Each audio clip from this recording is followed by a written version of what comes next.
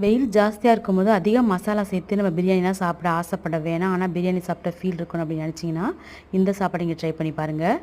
அதில் நீங்கள் எதில் சேர்ப்பீங்கன்னா அதில் ஆயில் சேர்த்துட்டு பட்டை, கிராம்பு, ஏலக்காய், அன்னாசிப்பூ, ஜாதிபத்திரி, கல்பாசி எல்லாம் கொஞ்சம் கொஞ்சம் எடுத்துக்கங்க. அதில் 1 டேபிள் ஸ்பூன் மிளகு, சீரகம், மல்லி சேர்த்துட்டு பொரிஞ்சதுக்கப்புறம் சித்திரத்தை ஒரு துண்டு சேர்த்துட்டு முழு பூண்டாக அதில் போட்டு வதக்கி எடுத்துக்கோங்க.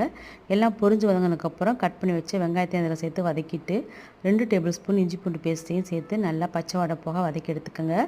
சிக்கனில் நீங்கள் வந்து ஸ்கின்னோடு இருக்க மாதிரி பார்த்துக்க, அப்போ தான் மஞ்சள் பூஸ்க்கு நல்லாயிருக்கும். 1 மணி நேரத்துக்கு முன்னாடியே மஞ்சத்தூள், அதோட உப்பு, லெமன், இஞ்சி பூண்டு பேஸ்ட்டு 1 மணி நேரத்துக்கு முன்னாடியே போட்டு ஊற வச்சுருங்க. அப்போ டேஸ்ட் நல்லாயிருக்கும். நல்லா கலந்துட்டு பச்சை மிளகா போட்டு அதையும் நல்லா கலந்துட்டு 1/2 கிலோ தக்காளி அரைச்சி அதில் சேர்த்து நல்லா வதக்கி எடுத்துருங்க.